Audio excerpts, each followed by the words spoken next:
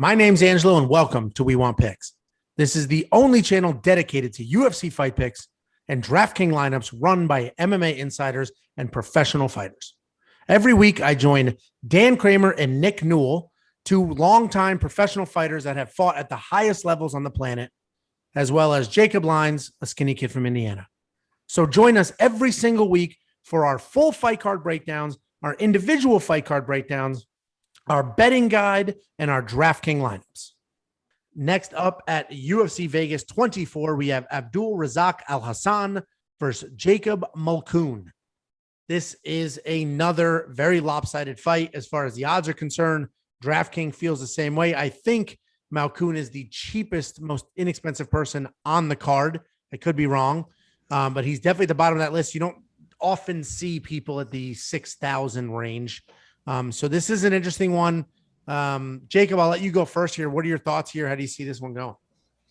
Oh boy, this was originally my lock of the week. Oh my! You had to. There's a Jacob on the card. My name's Jacob. You're like your real lock of the week and your almost lock of the week are not going to go well. Wait, are you going to make this your official backup lock of the week? No, I have a different backup lock of the week that you guys are going to like. But no, this was originally my lock of the week. Listen, Abdul is fantastic. And then you watched both them fight. I didn't realize it was interrupt time, Dan. I'm sorry. Go ahead with your backup lock of the week.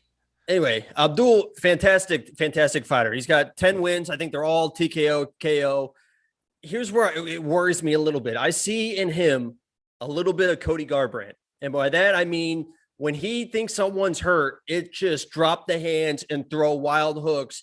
And I think Jacob is a good enough counter puncher and patient enough to where, number one, I think he can catch Abdul where he thinks Jacob's hurt more than he is, and Jacob catch him with a counter. I think he's a very good counter puncher. But there's also, I'm worried about Abdul's stamina because he is very, very ferocious fighter. He's coming forward. He's throwing strikes. He can even working to get takedowns. Even he's a good grappler. But I saw in the third round of one of his fights where he got, he pushed for takedowns. He got a couple of takedowns to start the round.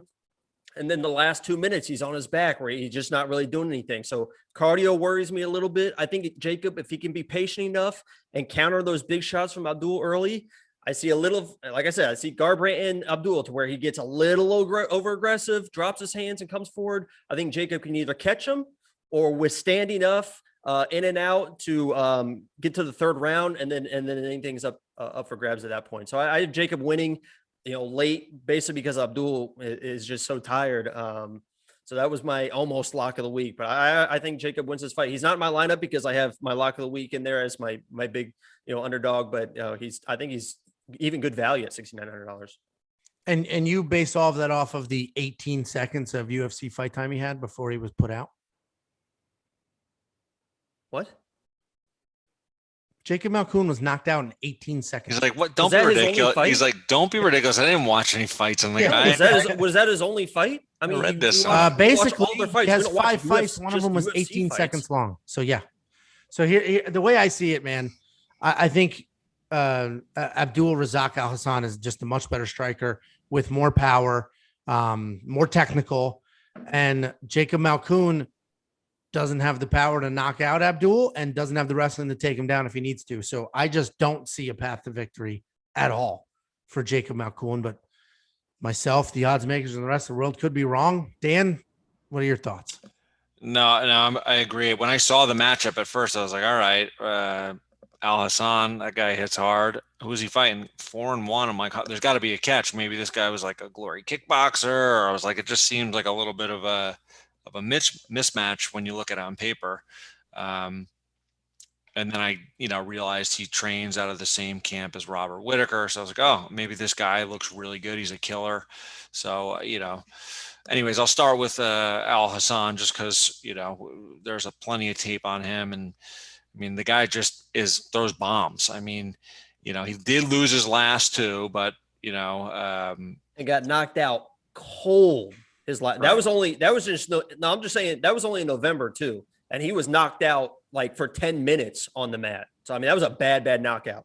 Yeah. He got knocked out pretty good. But the fight before that, he almost finished, what's his name? Munir Lazez. Oh my God. That first round, I was like, Lazez is a zombie. I was like, I don't know. I mean, the guy was like smiling too as he was getting hit with absolute bombs, and he punched himself out after the first round.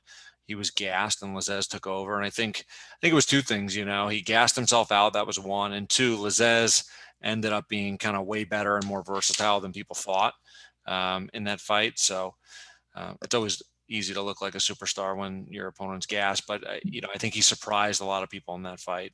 Anyways, Alhassan is a power puncher. He's a good striker. I think he's just on the feet, stand-up wise, significantly better than Malkoun. From what I saw on the tape I watched for Malkoun, he looks like a 4-1 fighter. He's just looks like he's good. He's improving. He's tough. He's probably going to be really good eventually, but he's got 5 fights. The other guy's got 13, and he's fought in the UFC against killers.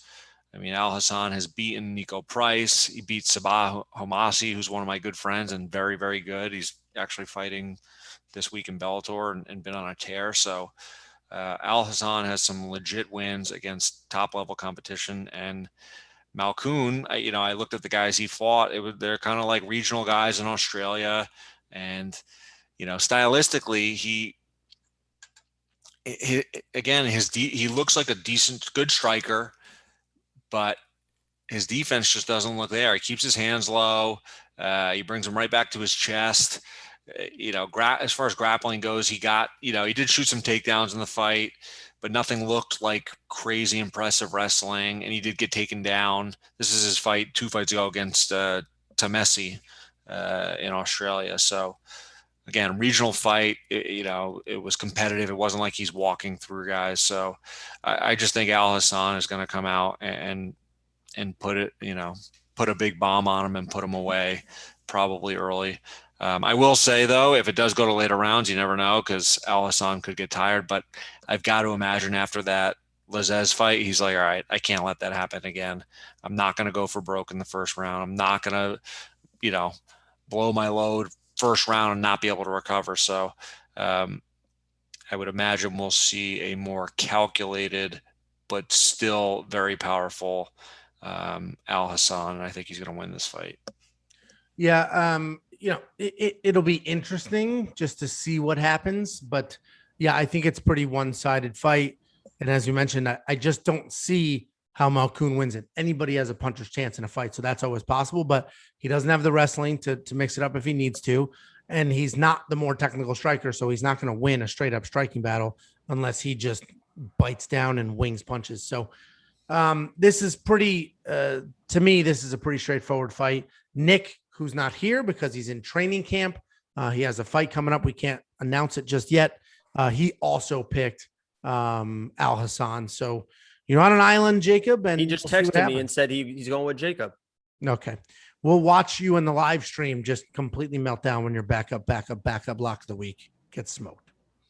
Before you go, check out the description below.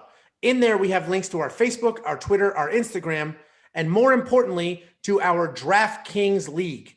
Check out the league, join the league, participate in the contests, and as we get going and as you start winning, we're going to start handing out gift cards and participating and doing things like that. So check those out. Every week, there are drops on every fight card. So make sure you check out this channel and our social media on Saturday before the fights start so that you have our most updated lineups and picks.